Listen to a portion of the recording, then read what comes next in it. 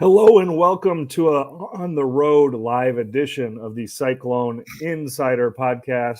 Travis Hines and Randy Peterson coming to you from the outskirts of Cincinnati in northern Kentucky ahead of tomorrow's 11 a.m. kickoff between Iowa State and Cincinnati, ahead of Iowa State's bye week next week. Randy, I feel like Iowa State certainly riding some momentum off that win over TCU over the weekend. Cincinnati looking for its first ever Big 12 win. I think this probably sits up pretty well for Iowa State, although I would think Cincinnati homecoming, looking for that first victory, going to be some desperation on that sideline as well. Yeah, I agree, Travis. And I was a little bit, miffed at the that Cincinnati was a 5-point favorite, which was kind of interesting to me. But be that as it may, yeah. I mean, there's urgency for both teams in this game. I mean, if Iowa State's going to reach the postseason, tomorrow's game is about as big a must as there is. I mean, they certainly have to win 3 of the next 4. So yeah, I think this is winning tomorrow is paramount. I don't know what the weather's going to be. It's beautiful outside right now as I look out the window, but who knows what it's going to be tomorrow. It looks like it might be rainy, which I don't know what side that would favor. But yeah, if Iowa State plays like it did last week against TCU, Iowa State should win this game. But it's going to take a perfect game, or as close to perfect game as Iowa State can play in all facets of the game to win. But yeah, it is homecoming here. I don't know what, we'll see what you and I will experience it tomorrow morning when we're going through the crowd. The homecoming parade starts real early tomorrow morning. So I don't know how much this campus gets jacked up for homecoming. Actually, I've never been on the campus. So it'll be interesting to see. But I think both teams have a sense of urgency tomorrow. Yeah, and I think for Iowa State, and we talked about this on the radio show on Monday, Randy, about just if you can get 1 or 2 of these road games before October is up, you're setting yourself up very, very well for November. Whereas you get 1, you feel okay. You go over, not feeling great about that bowl game. With the bye week next week,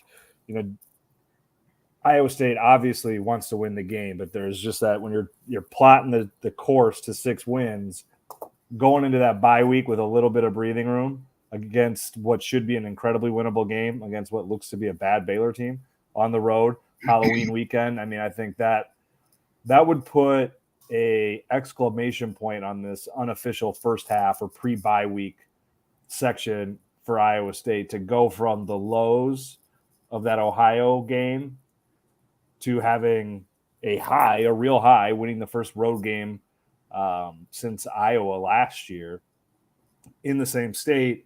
That would be a pretty good take a bow before the break and start the second act for Iowa State. Yeah, and I think they're going into this game healthy as well. I think Verdon's okay. I don't even know what the other injuries were, but I think they're okay. Plus, they're going to have Jake Remsburg back, and he's been practicing. He tweaked the knee, I don't know, a few weeks ago, but from all indications are pointing that he could get in for a couple series. They're not going to obviously start him. Last year, he started the last 5 or 6 games at right tackle. They're not going to start him, obviously, but they'll try to get him in as the flow of the game makes it conducive to do. And Iowa State's going to need that. I don't know where they're going to play him. I don't know whether he'll be a guard or a tackle. Iowa State seems pretty good with Brendan Black right now, the 2 freshmen on that right guard, and Hufford is good at the left guard. So I'm guessing that Jake plays a tackle position. So I guess we'll just have to wait and see on that one. But Iowa State's going to have him back. Iowa State's healthy. Other than Jake Remsburg, who's got the tweaked knee, but he practiced yesterday, and from what I understand, they're going to try to play him, like I said, 2 or 3 series, just see how it goes. So, and they'll certainly have him for the rest of the year. So that's needed. So Iowa State right now is is going into this game not only on a high after looking good against TCU. Iowa State's going into this game healthy, and there's no reason why Iowa State would go into this game without any. I mean, they've got, play as hard as you can. I was going to use another phrase, but I won't. Just play as hard as you can, because you got nothing to lose. You got next week off. So, I think this is a good situation for Iowa State. Like you said, I don't know when the last time Iowa State won a Big 12 road game. I'll look that one up. In 2021. I think it might have been TCU on the road in because they're on the road in 2022. They won a road, Kansas State maybe. They won a road game late in 2021. But to that point, they didn't win a road game last year. They lose at Ohio this year. They get waxed by what is now looking like a national title contending Oklahoma team. Is there anything to this losing streak on the road, or is it just as simple as Iowa State hasn't been very good for the last year plus, and bad teams don't win on the road? You hit it. Iowa State's not been very good the last year and a half or so, and bad teams don't win on the road. Exactly. That I don't think there's any other way to put it. And Iowa State's not been a good team. I see Iowa State getting good again. I see it. It's maybe 3 steps forward and 1 step back. But it's going to take time. But I see it, and this would certainly be another step in that progression if Iowa State can win tomorrow. It's from what I understand, also there's a large, fairly good-sized Iowa State contingent going to be at the game tomorrow also. So that's a good thing as well. So I guess all the stars are aligning for Iowa State here, but Cincinnati's in the same situation. I saw somewhere the quarterback, Emory Jones, he was quoted somewhere as saying, I think our best is yet to come. So in other words, oh snap. What trash talk. Yeah. But I mean, and he goes on and on and on, but so they've got some stuff to do. And then I was reading Satterfield, the coach. I think I kind of like him. He said, we don't have an explosive running backs. He said, you go back to he says, our guys will get you a first down, but we've seen this year where we break out for 30 or 40-yard run and then we get tackled. So I think Iowa State would do anything to have guys break out and get 30 or 40-yard run. But Cincinnati's going to run the heck out of the ball. That's what they're going to do first. And if that doesn't work, then Emory Jones can run it as well, the quarterback.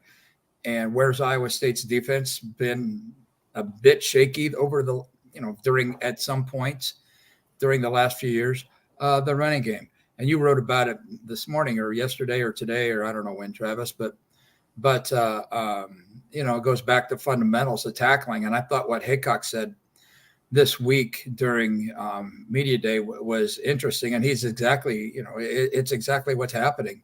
They don't practice tackling anymore. So that works against a young team like Iowa State.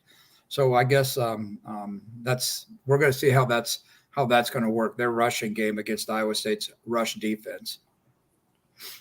And to go back to the original point there too that we started on, Randy, about Iowa State on the road, bad teams don't win on the road. So I think for Iowa State, beyond getting one win closer to bowl eligibility, if they're able to win on Saturday, using that logic, that would be pretty good validation that this isn't a team that's bad. And I think that was a real question after that Ohio game. I think, obviously the Oklahoma State win takes some of the pressure off. Beating TCU the way they did, kind of eases you in that direction away from this team having being a repeat of last year.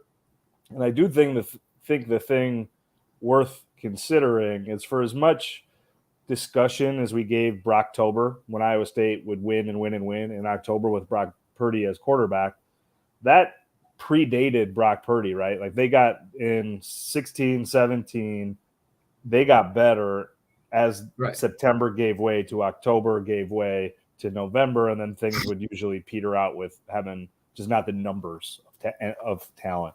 So I do think, which is a long way of saying, I think we have seen pretty steady progression holistically from Iowa State through the course of after the first month of the season, historically under Campbell. And I think we're seeing that to a large degree with this team, that this young team is getting better. Now, where do they hit their ceiling?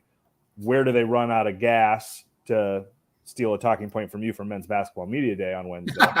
Don't go there.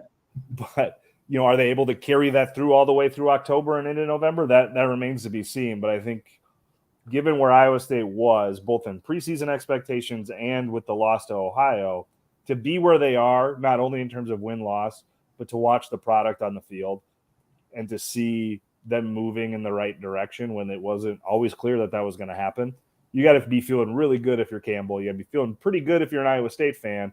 And if you can carry that through the bye week, I think that offers a psychological lift where it's going to be a letdown if they're unable to get through Saturday without a victory. Yeah, and we haven't talked about the offense yet, but yeah, then that's going to winning on Saturday is going to – the offense is going to have a big deal in this as well, obviously. The offense has been playing a heck of a lot better than it started out the season. That's kind of a point where you can make gradual progression. Or you can make a progression. You can show it on a graph. The rushing game's been good. I still want to see, and I brought it up this week to Campbell, and he kind of laughed. I still want to see Sama and Eli Sanders in the backfield at the same time, or on the field at the same time, doing the kind of things that, given the opportunity to do what Brees and Kane could do, because they both, these guys are both good. They're not that good yet, but they're good. The passing game, I think we'll see that. Bramer is incredible, a true freshman tight end. He's off the charts good. I mean, it's fun watching him, and he's been good right from the get-go. So the offense is going to have to continue progressing as well. And once again, the same as the defense. This is the last game before the break. Go whole hog and don't have any regrets after this game. Leave it all out there. I know that's a cliche, but you got next week off. So Iowa State offense, I think I'm looking for things from them. Also continued good things from them. To shift gears a little here, Randy, I think it's probably worth looking back 2 days ago to Men's Basketball Media Day. Women's Basketball Media Day was yesterday. Our colleague Tommy Birch has tons of coverage from that on DesMoinesRegister.com that we would encourage you to check out.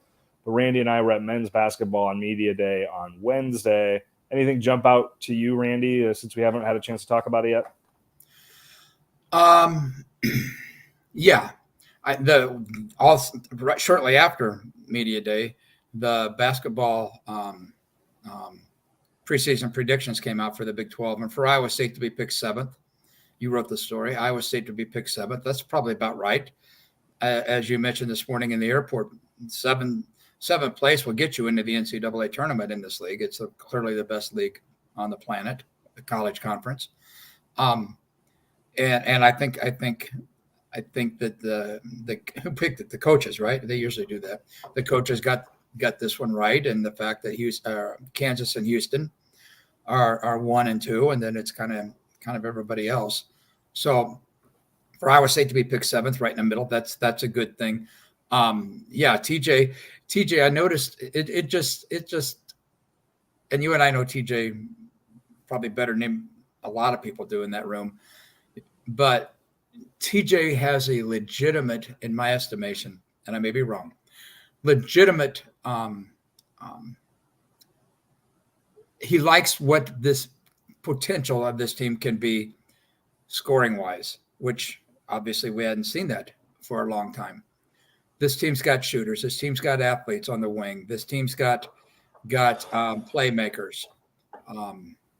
So TJ, I think TJ is genuinely optimistic about how this team can score. And I think, Travis, like you wrote or said, that the defense may take a step back, but one of the best defenses in the Big 12 conference taking a step back isn't that big a deal if the offense can make up for that step. And I'm curious. I'm excited to see if that can happen. I don't know who would be I don't even know who would be the leading scorer right now. I'm assuming it would be either Taman or I don't even know. I would guess Keyshawn Gilbert. Keyshawn, yeah. Curtis Jones, maybe, but my bet right now would be on Keyshawn Gilbert. Yeah, I would say, because he's certainly gonna have the ball, and that having having Taman on the floor at the same time is going to be interesting, because from what we're told, what we know is that Taman has been in shooting a lot, because he got to the point where last year that opponents would just leave him wide open, because they knew either he wasn't going to shoot, or if he shot, he probably wasn't going in. So that, and he's been shooting, and I think we're going to see him be more offensive. When I asked TJ who Keyshawn Gilbert reminded me of, he said DeAndre Kane, which I did that old wow thing. That's pretty lofty. I was thinking more like maybe Nick Babb, but either way, that's pretty good comparisons, I think. So yeah, I'm cautiously optimistic about this team. Seventh place isn't a bad place to be picked, and I'm cautiously optimistic, like TJ is, that this team's going to score more points than it has last year. And I'm not saying they're going to go Johnny Orr all out 98 points a game. I think this team will score, but they're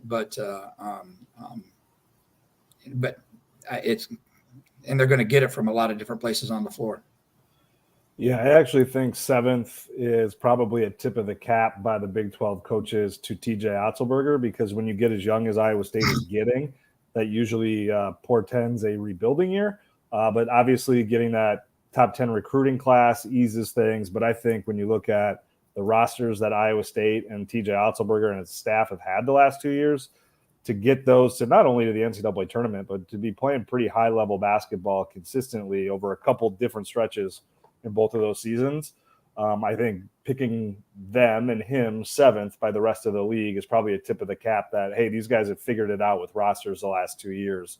What's to suggest that they can't figure it out with a young roster this year? So I do think that's certainly nothing but optimism from the Big 12 coaches about what they can do with a young roster. A roster I think is really talented, but a young roster nonetheless. That's youth is not usually amenable to winning a ton of Big 12 games unless you're Kansas, really, maybe Texas to another degree. But it's hard to win when you're playing a lot of freshmen, and we'll see how many.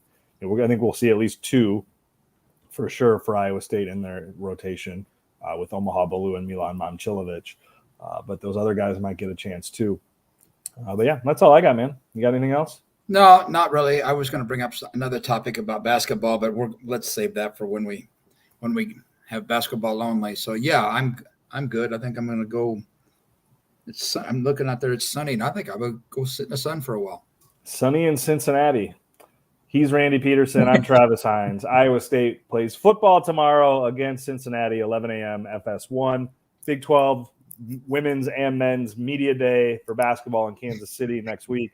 Tommy Birch and I will be there for that. Be sure to check out DesMoinesRegister.com for all your Iowa State coverage needs. He's Randy. I'm Travis. Thanks for listening. We'll catch you next time.